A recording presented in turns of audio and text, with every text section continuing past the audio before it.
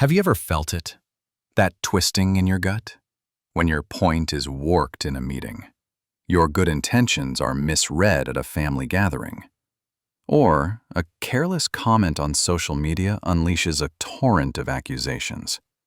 In that moment, every cell in your body seems to scream for you to stand up, to clarify, explain, and defend. We yearn to raise the shield of words against the incoming arrows, to draw the sword of logic to carve out the borders of truth. It is an almost primal instinct to defend the self, to defend what is right.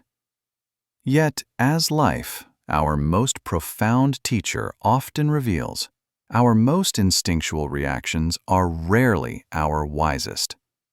When we leap to our own defense, we often find ourselves sinking deeper into a mire of our own making. The more we explain, the more profound the misunderstanding becomes. The more we clarify, the more justified the accusations against us seem to appear. We exhaust ourselves, only to discover that we have not only failed to win understanding, but have also maneuvered ourselves into a position of greater passivity and powerlessness. What dynamics of power are hidden here? How can we escape this defender's trap and reclaim true agency in our interpersonal relationships?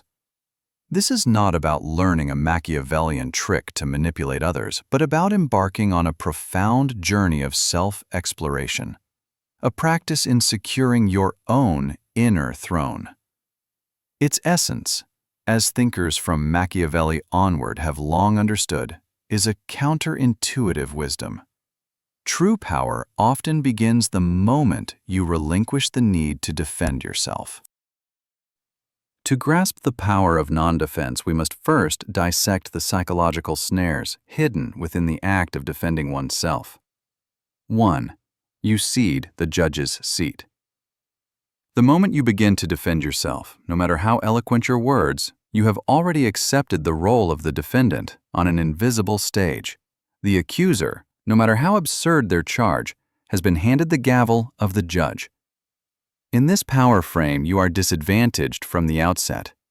All your efforts are aimed at proving your innocence to a judge who holds the ultimate power to define the problem and pronounce the verdict. You have lost control of the narrative. 2. You expose your emotional core. The urgent need to defend is, in itself, a powerful emotional signal. It tells the other person, "Your words have wounded me. I am deeply invested in your opinion of me. I feel threatened." This emotional exposure is the very antithesis of power. A person of true inner strength and stable standing is not so easily shaken by external opinions. Your heated reaction, in fact, validates the efficacy of their attack, signaling that they have found your vulnerability, which may only encourage them to press harder. 3. You are fighting on their battlefield. Once you begin to refute the details of an accusation, you are agreeing to fight on a battlefield designed by your opponent, by rules they have set. You are attempting to use facts and logic to persuade someone who may have no interest in either. Often, accusations stem not from misunderstanding, but from envy, insecurity, or a lust for power. In such cases, logic is futile. The more you state the facts and reason things out, the more foolish and powerless you appear. For you are never having the same conversation to begin with. So when the arrows of accusation fly, how should we respond? The answer is not a timid retreat, but a higher, more potent posture. Law 1.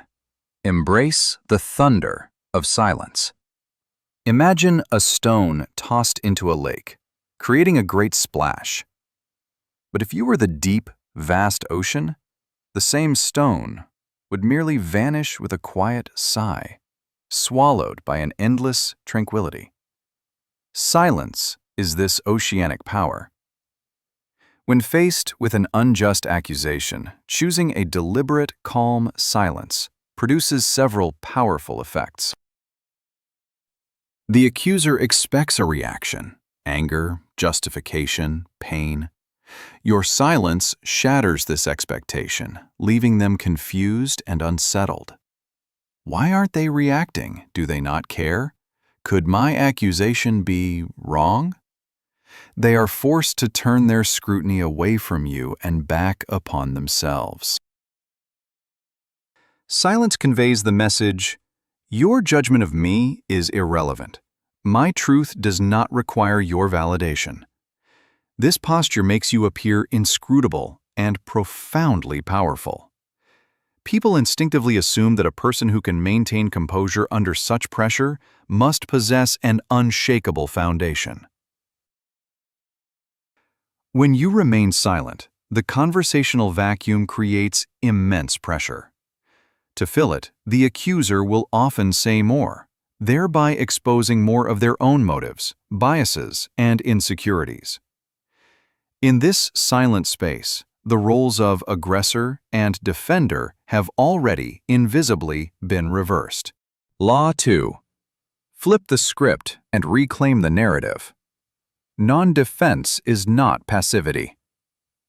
Building upon a foundation of silence, you can use a single, precise, and calm question to completely flip the frame of the conversation. This is not a counterattack.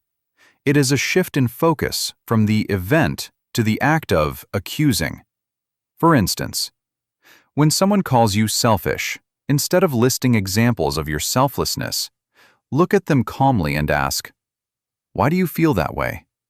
Or perhaps, it's interesting you bring that up. What does that word mean to you?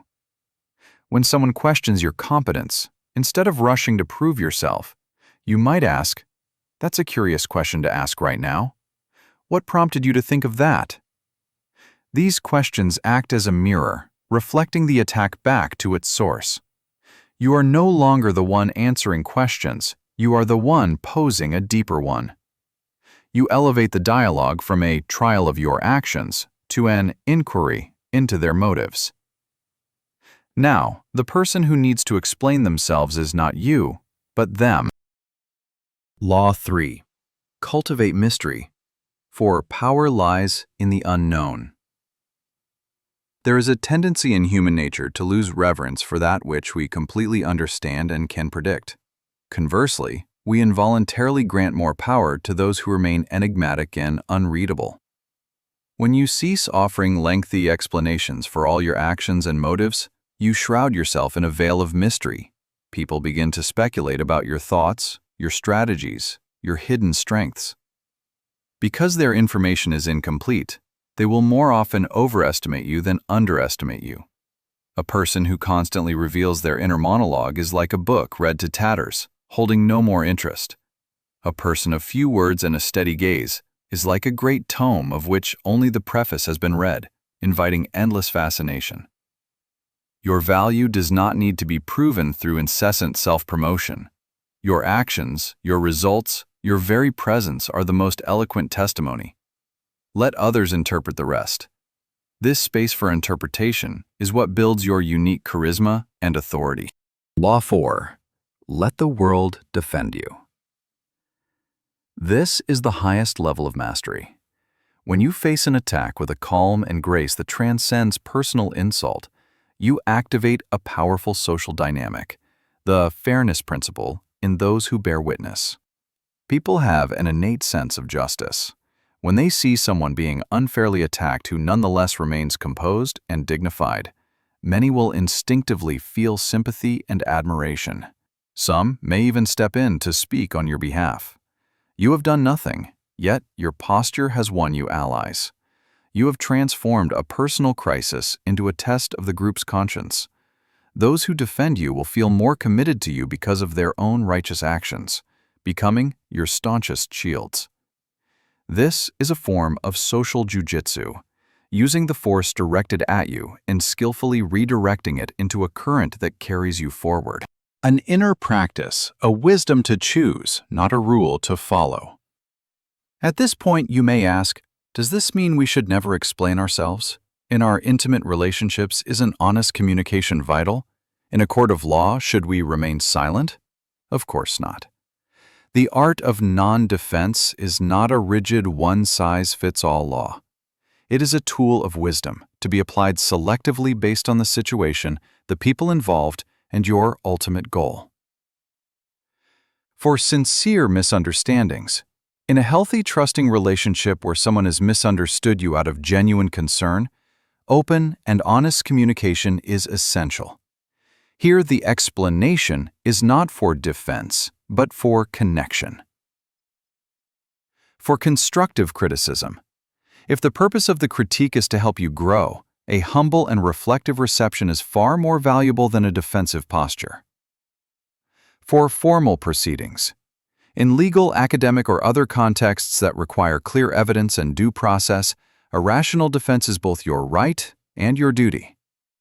The art of non-defense is truly designed for the social arenas rife with power games, emotional attacks, and irrational accusations. In these situations, your goal is not to persuade your adversary, but to protect yourself. To protect your energy from being wasted, your state of mind from being manipulated, and your inner dignity from being compromised. Conclusion: ascend to your inner throne. Ultimately, the part of us that leaps to its own defense is the small, vulnerable ego, the self that craves external validation and fears rejection. The practice of moving beyond defense is, in essence, an inner revolution.